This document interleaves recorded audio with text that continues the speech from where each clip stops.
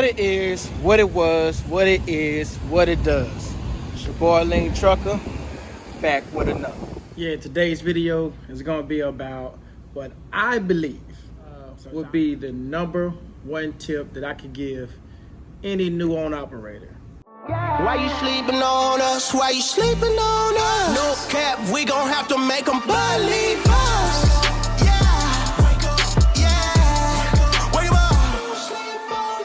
Thank you for the fellow YouTubers that's been showing love and just, people in the Lean Trucker community. I appreciate all you guys. So thank you in any way you have. Whether you bought a shirt, share the video, like the video, comment, it doesn't really matter. I appreciate all your support, all your help.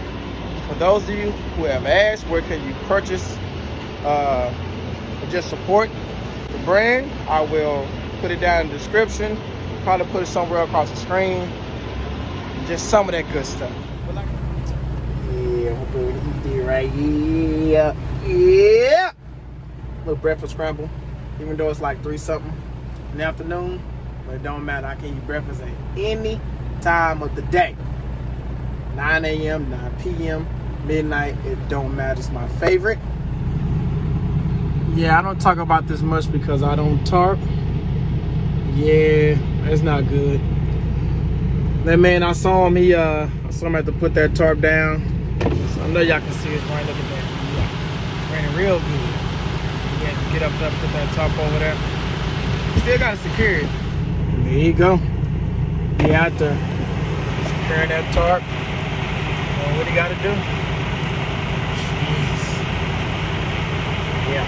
Now this, what I'm saying, I feel some of y'all want to drive in the reef. You ain't got to worry about all this. Those flatbedders, yeah. It's better to catch your tire problems before the tire busts down on you. So yeah, I got a nail in here somewhere. I don't see it now. It's probably on the bottom, but I saw it earlier. My quick look background is that I've been an owner operator now for 8 years. Been having my own authority for 5 out here in the DFW area. And as you saw, as I just mentioned, flatbed. Been doing flatbed the entire time. And I don't tarp. I explained why I did. Actually explain why in a different video. I guess I can just link it. Any of you just happen to care about that. So, yeah, that's that. Yeah, so I forgot when I actually inspired this video. I guess it really don't matter, right? But it took me back. I had to go back to why I became owner operator, how I became one, and then obviously when I became one, and what steps ended up happening, and I can look back and say, what should I have done better, or should I have done different? Now that's where I'm at with it, right? So I'm giving you one from my own personal experience. You have heard this before, but I'm gonna give, like I said, personal experience what happened to me, because I was just like a high percentage of these already. Number one tip that I could give a new owner operator is do not change your finance plan, your budget, okay, aka whatever else you want to call it. Do not. That's a mistake that a lot of us have made. I know it's something that's going to continue to happen. This is something that's been going on for years and years and years. We hear about this all the time where they say, when you take someone who's not used to making said amount of money, and then you give them said amount of money, they go out and make a lot of decisions they probably shouldn't make. And so, going back to examples that no one taught me on, that I used to do this. I'm from the inner city. I'm from Dallas. I'm literally born and raised in Dallas, Texas. So, as an inner city kid, our Christmas, so to speak, was always income tax time. Especially when I got 18 years old. It was income tax time. And I remember I would get, I don't remember exactly how old with these numbers, but I remember I would get, $3,000, $4,000 sometimes on the income tax check, and I was like ecstatic, right? I mean, it was spent before before I got it. So you would get this, your number, your tax return number, as far as your amount. So let's just say, for the sake of this conversation, I'm getting back $3,000. Okay, I've never, ever, ever, ever seen that kind of money, right? At that age, like I said, my mother did what she did to pay the bills. Didn't ever have much money left over after that, so didn't have much growing up. Now, you know, it's not a pity story, though, okay? We ate, you know, never missed a meal, all right? Never got evicted. Not while I was, you know, there. Never got evicted or nothing, so, yeah, it has nothing to do with that, but anyway, so this is what would happen.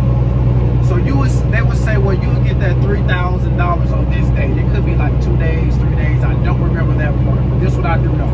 The moment I knew how much I was getting, I was already spending. You know, I got my first car at 18. I was working at Walmart.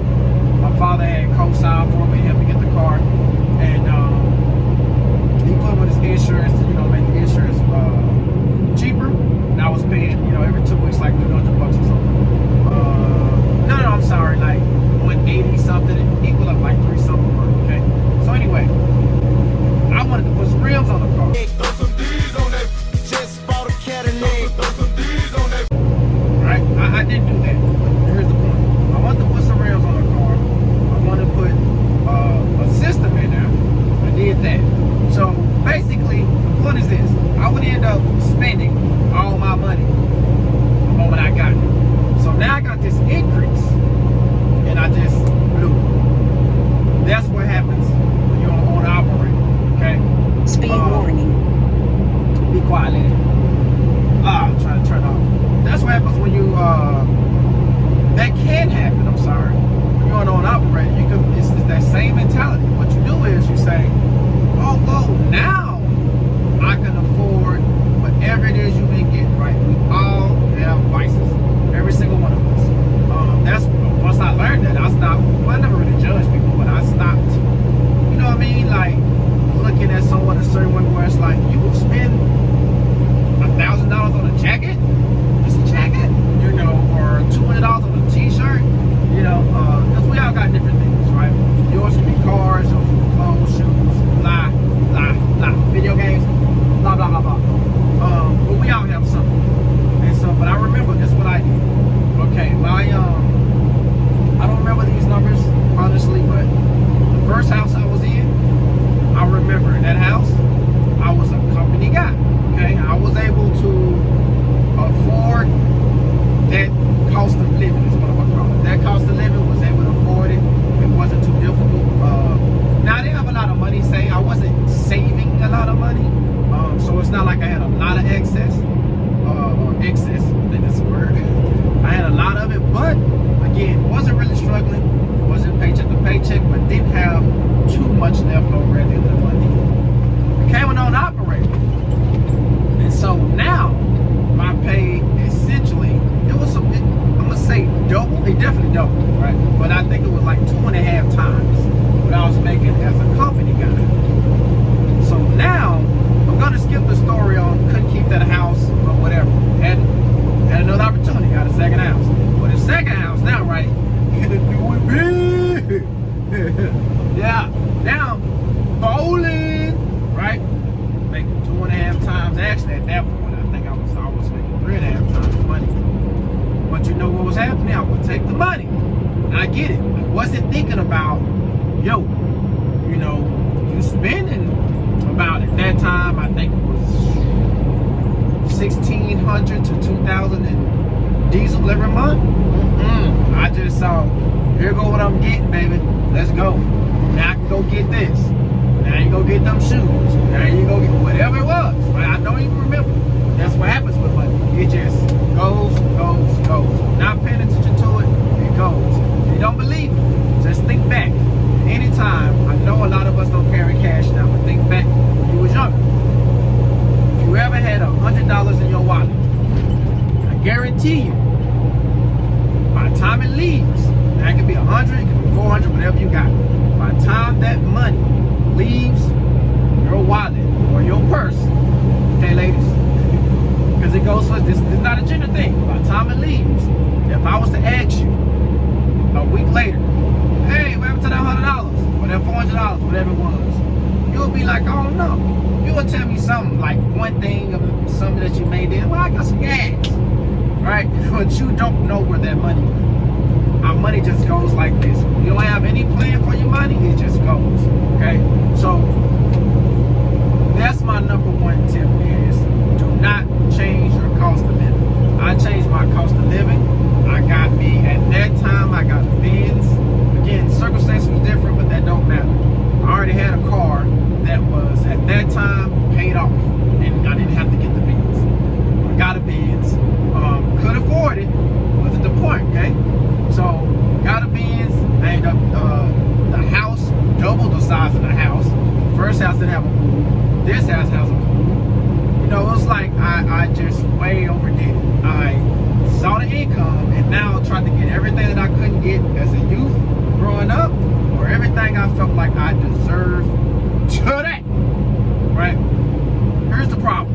So what happened in my case was, they, my company, I was leased on with, riding around, getting it, doing the gas, okay? They dropped the rates, they dropped a whole bunch of other stuff, and I could no longer comfortably be able to afford that house, that second house that they got in. Could I afford it? Yes, but I was back at feeling paycheck to paycheck, which is like, that defeats the point. I'm making 3 times the money, but yet I'm still feeling like I'm right there at the near end, paycheck to paycheck to paycheck. Do not, my people, Lane Trucking Community, the trucking community, whatever. By the way, if you haven't subscribed, okay, subscribe. Usually I get some little workout stuff, but you know, today's one of them days I'm on that truck all day. Ain't gonna be able to get to the gym. Drinking that water, yeah, it's a whole gallon. Be done here. So, do not increase your cost of living. Not at the beginning, okay? Take your time. So let me give you a piece of advice when I mean that, then I'm gonna wrap the video up. Okay, when I say take your time and have a plan, okay? So this is what I say. I say it should look like you have your own plans, you people are grown, do what works for you, okay? Because your opinion is the only one that really matters because it's your money. Make sure you have enough money to save up enough money to at least cover your engine. That's right, your motor. Make sure you have enough money to replace your motor before you increase any expense that you have, okay? That's it. What number is that? I can't give you a number because numbers are different. I'm gonna give you 2 real examples of what I mean by that. The day cab that I had, my motor blew on me, was $9,500. A friend of mine, that was a 2007 Freightliner Columbia. Excuse me. A friend of mine, his motor blew. He was gonna get brand new. Mine was rebuilt, but he was gonna do. He was brand new, and that thing ran $38,000. Okay, so he had a 20. I don't know, hold me to it. 14 maybe. It's a DD15 motor. It's a Cascade, a Freightliner Cascade. So I can't give you a number and say have this much, say have that same. Hopefully you was closer to where I was, because saving $28,000. It's not the easiest thing, okay? It's just not. So yeah, that's it though. Save at least that much to replace your motor, because no issue that you will ever have will cost you more than your motor on the truck, right? Do that, and then at least from that standpoint, that's when you know, if you're solo or you're married, you know, you talk to your spouse about get some of those things that you missed out on. Not missed out on, it's a bad way to put that, okay? That you feel like you deserve or want to have, or put yourself in position. Don't make the mistake that I did, and a lot of us have done, which is immediately